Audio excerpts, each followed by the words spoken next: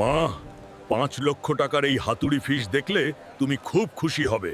চলো তাড়াতাড়ি বাড়ি ফিরি। আরে বোকা, 5 টাকার এই মাছের পেছনে 5 লক্ষ টাকা নষ্ট করছিস? এইটা কি সত্যি 5 লক্ষ টাকার নাকি? ওরে বাবা, আজ আমি গুড্ডুর এই হাতুড়ি ফিশটাকে দানব বানাবো। আরে গ্রামবাসীরা, কেউ কি আমার ছোট্ট হাতুড়ি ফিশ দেখেছে?